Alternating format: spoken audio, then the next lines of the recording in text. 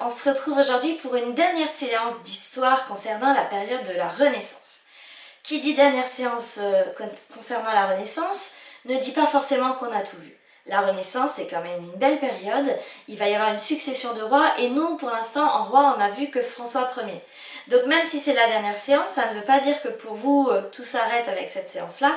Au contraire, on compte sur vous pour vous enrichir tout seul et personnellement dans votre culture personnelle sur cette période. Comment on peut faire ? Parfois à la télé, on tombe sur des émissions concernant cette période que l'on peut regarder. On peut aller à la bibliothèque et emprunter des livres qui concernent cette période. Ou tout simplement, on peut utiliser un outil qu'on utilise de plus en plus de nos jours, c'est-à-dire Internet. Moi-même, c'est l'outil que j'ai en particulier utilisé pour vous créer ces leçons sur la Renaissance. Et grâce à Internet, moi-même, j'ai appris des nouvelles choses sur cette époque de la Renaissance. Donc, on comptera sur vous, même si c'est la dernière séance, pour continuer à vous cultiver sur cette période. Aujourd'hui, on va se concentrer sur les châteaux de la Renaissance. Alors, je vous en ai déjà mis quelques modèles ici sur la première page pour que vous puissiez voir à quoi ils ressemblent, pour que vous puissiez voir un peu leur majesté. Ils sont grands, ils sont beaux. Et puis j'aimerais qu'on essaie de comprendre à quoi ils servaient ces châteaux. Pour pouvoir faire ça, on va reculer un petit peu dans le temps et on va aller voir des châteaux que vous connaissez bien, ce sont les châteaux forts du Moyen-Âge. On va essayer de les comparer, de voir ce qu'on sait sur les châteaux forts du Moyen-Âge et de voir si ce qu'on sait sur ces châteaux forts du Moyen-Âge, on peut le répercuter sur les châteaux de la Renaissance. Commençons tout de suite. Voici les châteaux du Moyen-Âge. On a deux types de châteaux, le Wasserburg.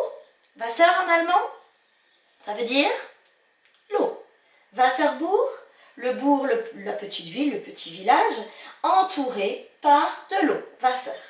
De l'autre côté, on a le château de montagne qui, lui, a été créé en haut d'une montagne.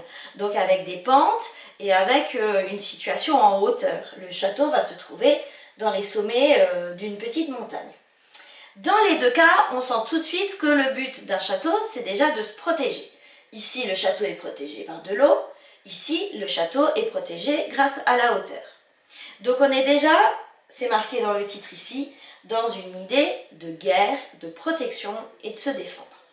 Château fort, on entend le mot fort. On va essayer d'être fort, de fortifier, de se rendre plus solide. On peut voir sur le schéma le mot mur bouclier. On l'a ici, on l'a ici.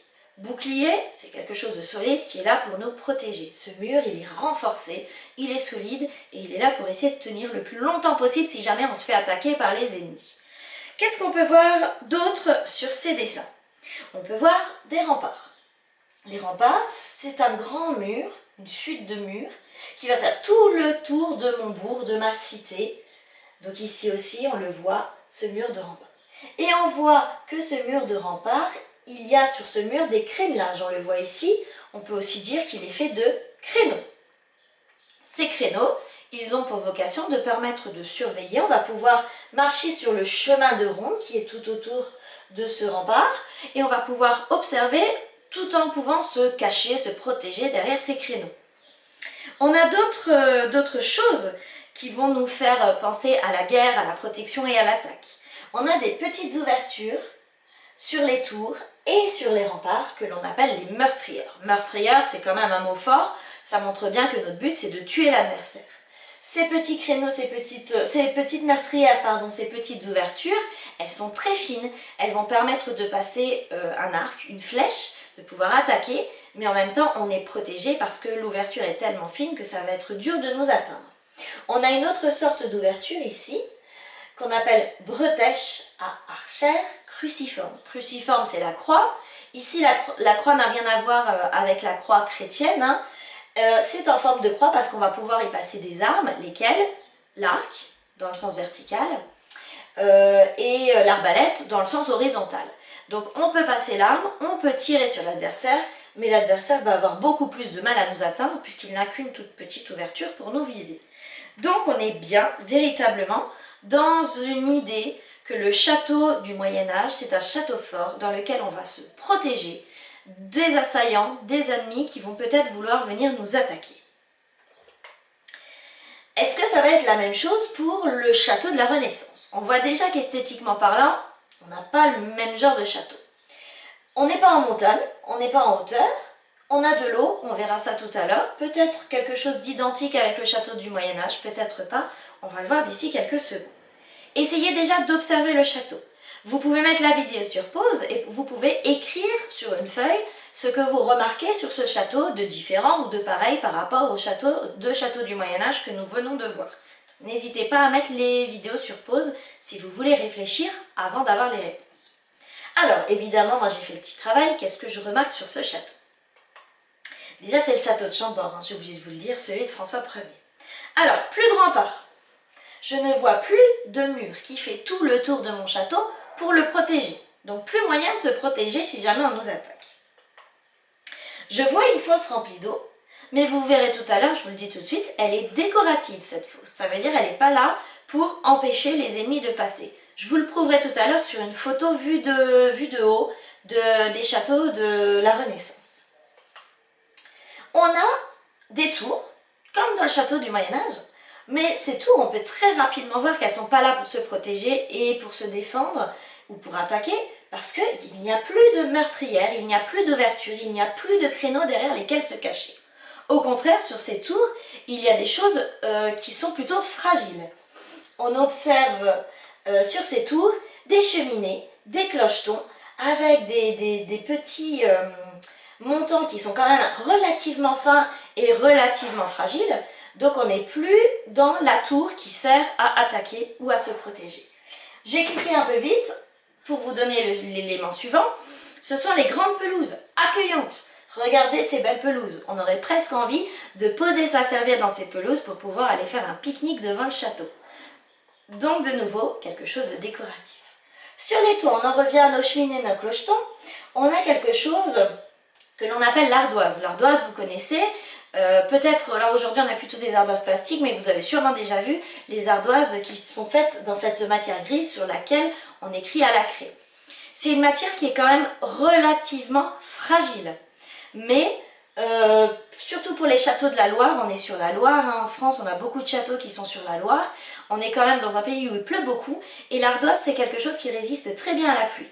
Donc ici on a choisi un matériel qui va nous protéger de la pluie, mais qui ne va pas être solide, qui ne va pas être résistant face à des attaques d'assaillants qui voudraient attaquer notre château. Ce château, il a quand même 440 pièces et 84 escaliers. Donc c'est un vrai château de vie, de réception. On n'est plus dans quelque chose où il y avait une enceinte autour, avec au milieu le domaine du seigneur et la maison du seigneur à protéger. Là, tout le château a des pièces d'habitation. Est-ce que vous trouvez que ce château a encore un rôle de fortification, de protection ou d'attaque vis-à-vis des ennemis?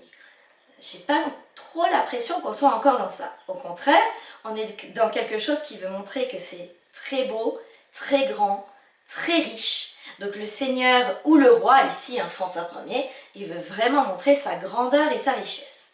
Pour cela, pour créer tout ça, aussi bien à l'extérieur qu'à l'intérieur, il va embaucher des artistes, des architectes, des peintres, des jardiniers, des sculpteurs. Et on l'a déjà dit, la période de la Renaissance adore s'inspirer de l'Antiquité. Donc tous ces artistes qu'il va embaucher vont s'inspirer de l'Antiquité. D'où de nouveau le terme Renaissance. Regardons quelques autres châteaux. On voit de nouveau cette belle pelouse, regardez-la bien, elle est magnifique. Et cette fois-ci, je vous indique que ces pelouses, on l'a dit tout à l'heure, on a envie de mettre notre serviette pour faire des pique-niques. Et bien le roi c'était pareil, ces pelouses il les a créées pour pouvoir organiser des banquets. Donc une fois de plus, organiser des banquets, ça veut dire inviter du monde. Ça peut même dire des fois vouloir inviter ses ennemis, pour pouvoir, pourquoi pas, leur montrer sa puissance, sa richesse et pourquoi pas faire des pactes avec eux. Et donc ces grandes pelouses vont servir à faire des réceptions et des banquets. On les revoit dans un autre plan, toujours les grandes pelouses.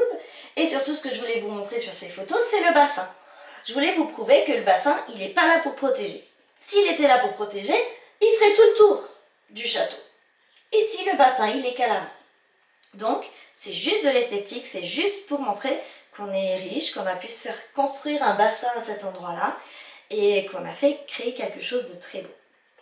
Sur cette image, on voit aussi de la forêt pour organiser des parties de chasse. Le roi adorait chasser. Je vous montre d'autres châteaux de la Renaissance. Ici, c'est le château de Chenonceau. Il a les pieds dans l'eau. Il a des arches.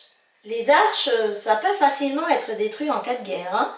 Donc, on voit à nouveau que le château, il n'a pas été créé pour être solide en cas de guerre, il a été créé pour être beau. J'ai aussi oublié de dire sur la première image que le château, il est plein de fenêtres. Les fenêtres, c'est quelque chose quand même d'hyper fragile. Si mon château, je le crée pour résister aux attaques des autres, je ne vais pas mettre des fenêtres qui se cassent partout. En plus, le vitrage à cette époque-là, c'est quand même quelque chose qui coûte très cher. Donc là aussi, les fenêtres, le nombre de fenêtres qu'il y a sur les châteaux et sur les tours, ça montre bien la richesse et la puissance du roi.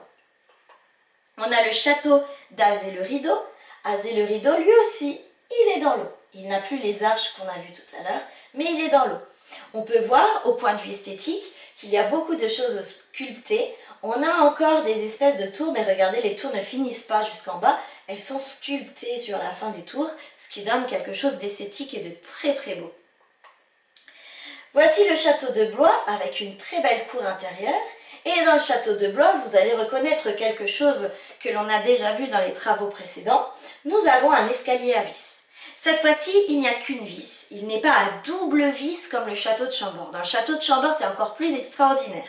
Mais ici, l'escalier en vis, il est déjà très très beau et très esthétique. Évidemment très fragile. Il est sculpté de statues qui rappellent les statues de l'Antiquité. Un dernier château, le château d'Amboise, très beau lui aussi. On retrouve des belles pelouses. Les belles pelouses, si vous avez remarqué, elles sont toujours symétriques. Ça veut dire qu'on a la même chose, quasiment la même chose des deux côtés. On appelle ça des pelouses à la française. Dans le château d'Amboise, ce qui est très intéressant, non seulement il est très beau, mais en plus, dans la chapelle, on va retrouver le tombeau de Léonard de Vinci. Léonard de Vinci, on l'a déjà vu, je suis sûre que maintenant vous connaissez bien ce personnage. Si on agrandit le tombeau, on peut reconnaître le profil sculpté de Léonard de Vinci. Donc voilà la différence entre château du Moyen-Âge et château de la Renaissance. Le château du Moyen-Âge est là pour résister aux attaques, aux guerres, pour pouvoir se protéger de nos attaquants, de nos ennemis qui pourraient nous vouloir notre territoire, nous vouloir du mal. Et donc il faut se protéger, il faut le rendre solide, il faut fortifier, faire des murs tout autour pour pouvoir empêcher les adversaires de pénétrer dans notre château. Le château de la Renaissance, il n'a sur sa structure que des choses, on va dire, qui pourraient être facilement détruites, des tours fragiles, des sculptures, des fenêtres, des clochetons, de l'ardoise sur les toitures. Donc il n'est pas là pour résister aux attaques, il est là pour montrer la puissance et la richesse du roi qui a voulu le mettre en place. On n'est pas obligé de créer un nouveau château. Il y a des châteaux de la Loire qui sont basés sur des châteaux du Moyen-Âge et ces châteaux, on les a modifiés, on a rajouté des choses, on a resculpté par-dessus pour les rendre à la mode de la Renaissance. Je crois que j'ai à peu près fait le tour. J'espère que vous avez compris la différence entre les différents châteaux. Vous allez maintenant avoir des petits travaux à réaliser grâce à cette vidéo et à d'autres petites choses que je vous ai mis dans les devoirs.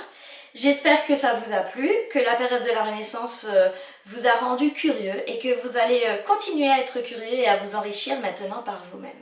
À bientôt!